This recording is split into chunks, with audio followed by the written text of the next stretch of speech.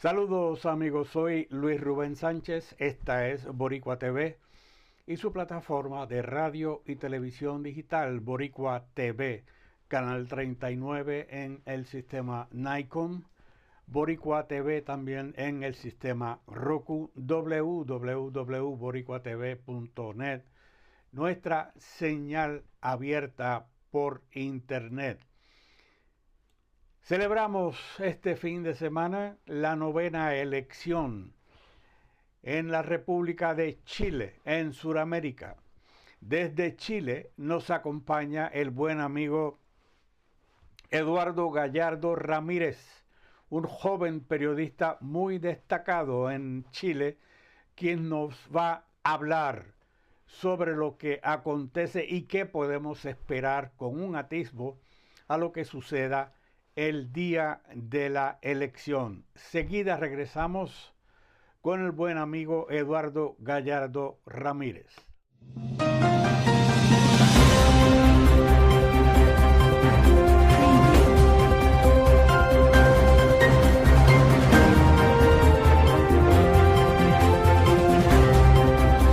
Amigos, de regreso al plató en compañía de don Eduardo Gallardo Ramírez desde Santiago de Chile.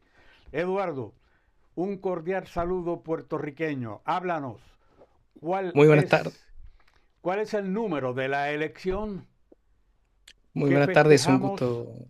este sal- domingo en Santiago de Chile y en todo el país? sí, un gusto saludar esta ya la novena elección desde la vuelta a la democracia en los años 90, novena elección de presidencial. Te pregunto,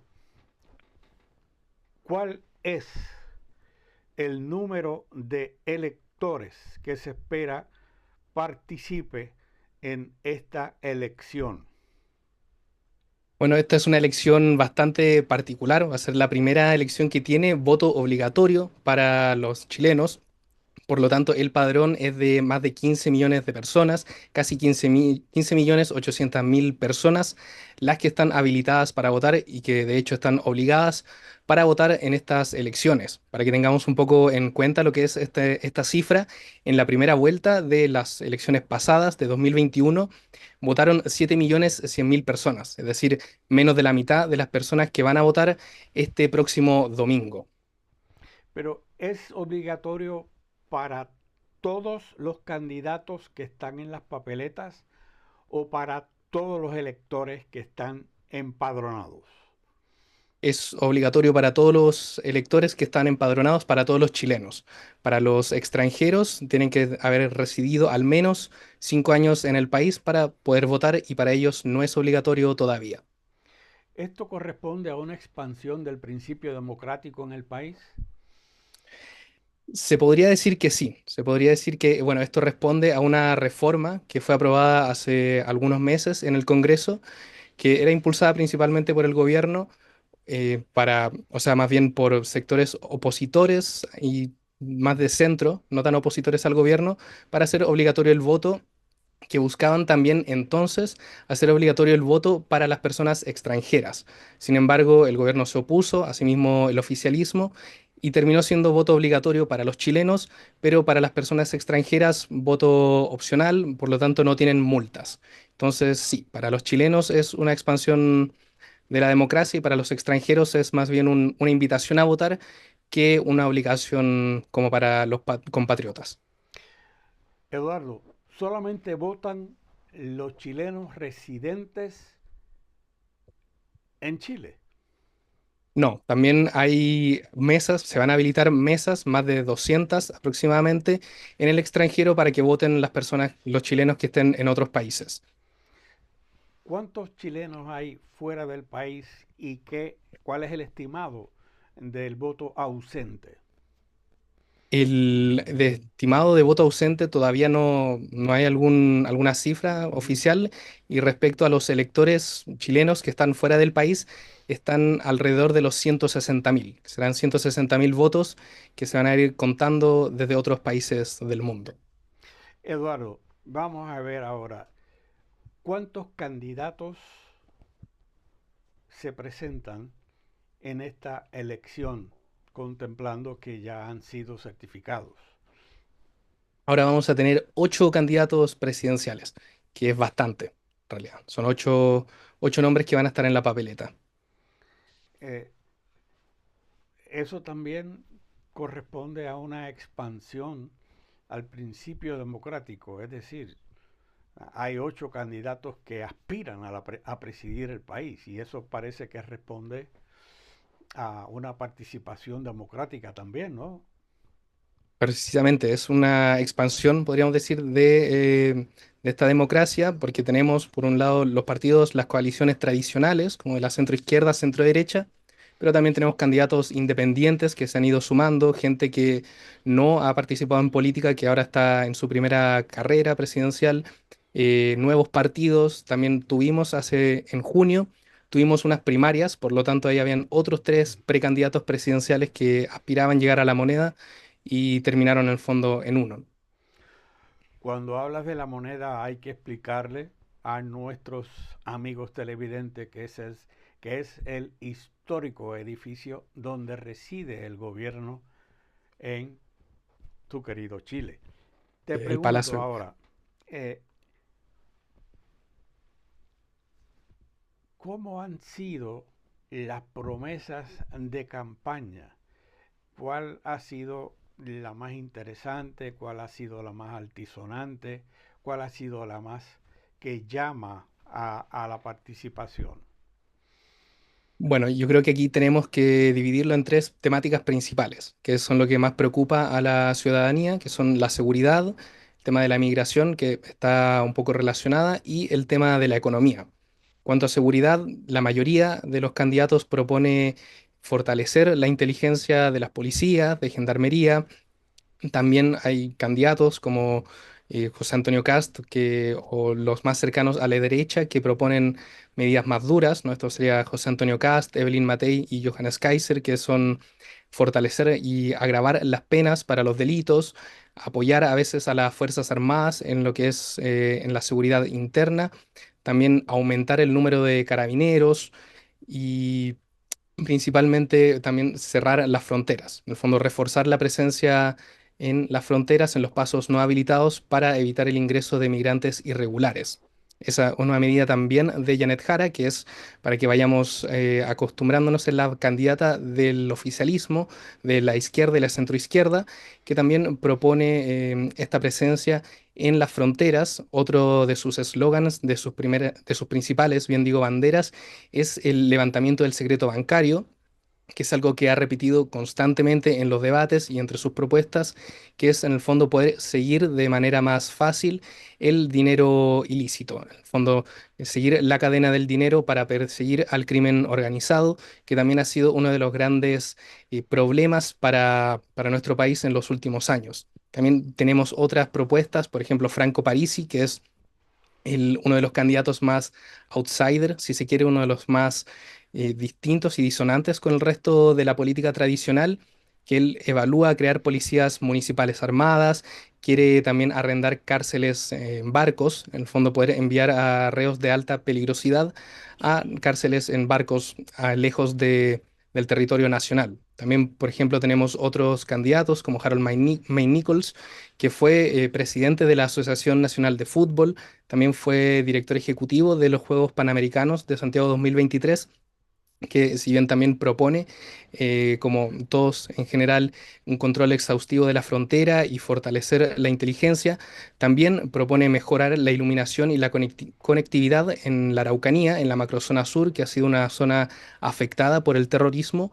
Y también propone lo que son esquinas deportivas, que es impulsar programas públicos y privados para fortalecer en el fondo deportes de contacto como boxeo, judo o taekwondo y así buscar alejar a la juventud de la criminalidad, que son las propuestas un poco más alejadas de esta fuerza que se proponen en general.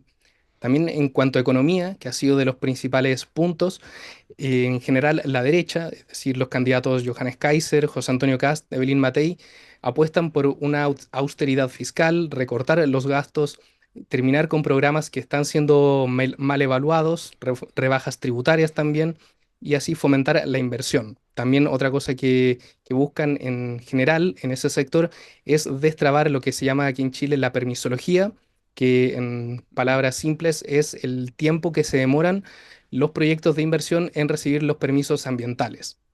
Entonces, por ejemplo, sí, Sí, Eduardo, quería preguntarte, ¿hay algún candidato que, que represente al movimiento indígena o al pueblo indígena en Chile? en particular no, no. De esas causas en general sí se acercan los candidatos más de izquierda, como puede ser en este caso Janet Jara, Eduardo Ortiz, pero como tal un candidato de Ujú. estos movimientos no hay. Vamos ahora a hablar sobre las encuestas. ¿Qué dicen las encuestas y quiénes son los principales candidatos que fulguran en el escalafón en las encuestas? ¿A quién el pueblo recoge en las encuestas como favoreciendo a los candidatos y cuáles son esos candidatos? Bueno, tenemos 8 con 1% según prácticamente todas las encuestas. Los menos apoyados son Eduardo Artés, que es el candidato de la izquierda extrema, de la izquierda radical, que, bueno, para que tengamos una idea, es un candidato que se ha mostrado siempre a favor del régimen norcoreano. O sea, es ese nivel de izquierda. Después está Marco Enríquez Ominami, que es exdiputado, que esta es ya su quinta carrera presidencial, viene compitiendo desde 2009. Sin embargo, ha sido una constante debacle en sus resultados electorales. Ambos tienen 1%. Con 3% está Harold May Nichols, que es quien mencionábamos, expresidente de la Asociación Nacional de Fútbol y director de Santiago 2023. Después ya con 12% nos pegamos un salto con Franco Parisi, que es un economista, y esta ya es su tercera candidatura presidencial. Y algo que hay que tener en cuenta de Franco Parisi y que si bien en todas las encuestas presidenciales siempre ha estado bastante por detrás, en sus dos elecciones ha resultado tercero. Esto en 2013 y en 2021, por lo tanto sigue siendo una fuerza latente. Después, con 15% está Evelyn Matei, que es la candidata de la derecha tradicional, que es el Pacto Chile Vamos, que reúne a Renovación Nacional, la UDI y Evópoli, que son los partidos de derecha más tradicional. Con 17% está Johannes Kaiser, que es actual diputado. Esta es su primera candidatura presidencial y él va por el Partido Nacional Libertario, que es un partido que surgió este año, que él mismo fundó. Ya como segundo lugar, que son las dos principales cartas, en segundo lugar con 22% está José Antonio Cast, el candidato del Partido Republicano y el Partido Social Cristiano en su tercera candidatura presidencial y que también fue diputado y fue concejal por la UDI mucho tiempo y ahora ha emprendido este proyecto republicano y que ahora lidera, ahora está en segunda posición de las encuestas y la que lidera las encuestas es Janet Jara. La candidata es militante del Partido Comunista, sin embargo tiene el apoyo del Pacto Unidad por Chile que reúne desde el Partido Comunista hasta la democracia cristiana, es decir, todo el espectro desde el centro a la centroizquierda. Óyeme, Eduardo, ¿cuántos centros de votación hay en el territorio nacional o habrán? Ahora vamos a tener 1.581 centros de votación a lo largo de todo el país y en total más de 16.600 locales, mesas, bien digo, de Ujú. votación a lo largo de todo el país. Te pregunto, en caso de que los resultados no estén disponibles o que no haya un ganador con visible mayoría, ¿habría una segunda vuelta y para cuándo? Así es, en el caso que es lo más probable que haya una segunda vuelta, esta sería el 21 de diciembre de este año y que es lo más probable, según todas las encuestas, va a enfrentar a Janet Jara y a José Antonio Cast. O sea que no se, hoy, el día que grabamos, no se estima, no se ve, vislumbra un ganador con una victoria segura para que sea electo o anunciado como próximo presidente o presidenta este próximo domingo, el día de la elección. No, lo más probable es que va a haber una segunda vuelta, sobre todo por la gran cantidad de candidatos que hay, Ujú. dificulta bastante que alguno obtenga el 50% más uno que necesita de los votos. ¿Cuándo sería la juramentación del ganador, ya sea en la primera jornada o en la segunda? Esto sería el 11 de marzo del próximo año, que es cuando se hace el cambio de mando y se le entregaría el poder a este nuevo o nueva presidente. El actual presidente Boric no puede volver a ser candidato presidencial, se le prohíbe otro mandato a Boric. Él puede volver a ser candidato, sin embargo, no inmediatamente. O sea, lo Ujú. más probable, y lo que mucha gente dice es que quizás para 2030 o quizás 2034 busque nuevamente repostular a la presidencia. Los medios en Santiago han publicado algún indicio de involucramiento de la CIA en esta elección que se pueda saber.